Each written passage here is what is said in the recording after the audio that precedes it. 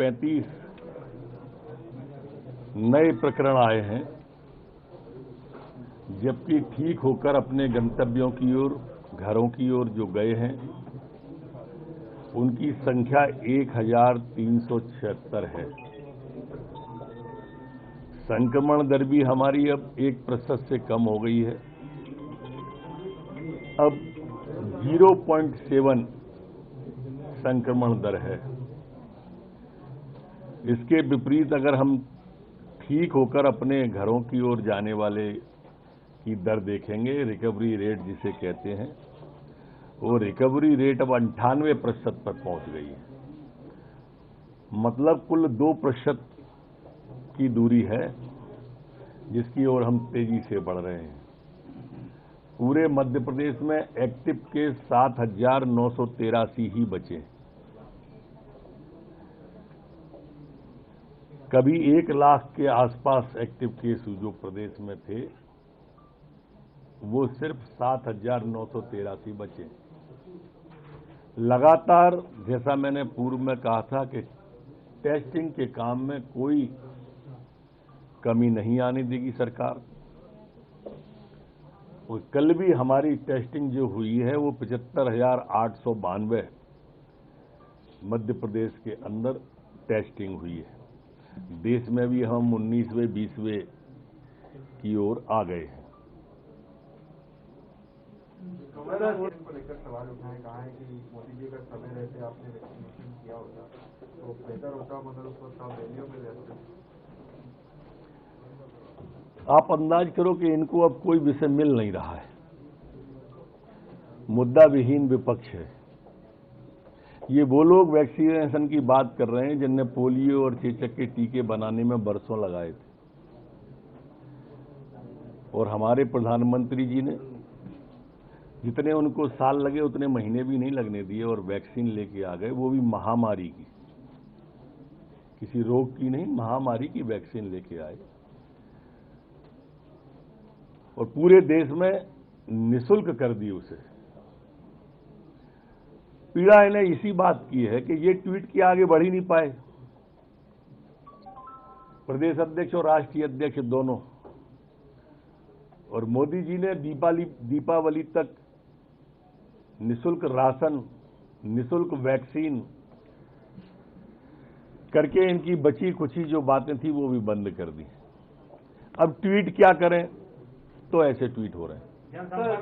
में दिया जा रहा है सर, जो है सवाल उठा रही है तुषार पंचाल के ऊपर जो ऋषि बनाया है उसको लेकर सवाल उठाए जा रहे हैं। ट्वीट भी किया जिसमें उन्होंने कहा है कि किस्मत तो मोदी जैसी सवाल पूछने के लिए ऑफिस विपक्ष नहीं है, नेता नहीं है विपक्ष का, वो बीवी नहीं है। इस टाइप का ट्वीट किया है कांग्रेस ने। देखो, ये ट्वीट तो व्हाट्सएप पे पढ़ के वो बनाते रहते हैं,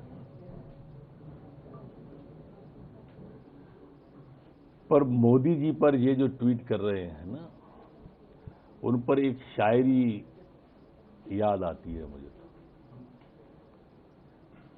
कोहनी पे टिके लोग, खूंटी पे टंगे लोग, बरगद की बात करते हैं गमले में लगे लोग।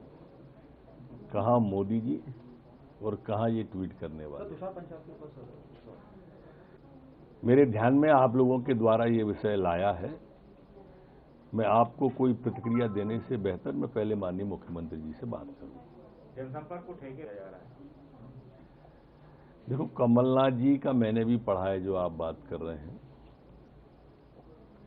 ये वही कमलनाथ जी हैं जब मुख्यमंत्री पद से हटे तो जहनुमा होटल में पत्रकारों से माफी मांग रहे थे कि मैं आपके साथ न्याय नहीं कर पाया। ये वही कमलनाथ जी हैं जिन्होंने भाजपा और कांग्रेस में पत्रकारों को बांट दिया था। ये वही कमलनाथ जी हैं जो अब अघोषित रूप से किसी बिना जनसंपर्क वाले व्यक्ति से जनसंपर्क का काम और गुजरात की कंपनी के द्वारा करवाना चाहते थे। न तो किसी से कुछ छिनने वाला है, न किसी को कोई नुकसान होने वाला है, न कोई बेरोजगार होने वाला है। अब इन्हें कुछ मुद्दा नहीं मिल रहा है, ये मूल बात है। सर, पेट्रोल डीजल के दाम को लेकर बात कर रही है, एक बड़ा आंदोलन खड़े करने की तैयारी। देखो, आप इनके सारे के सारे विषय देखो।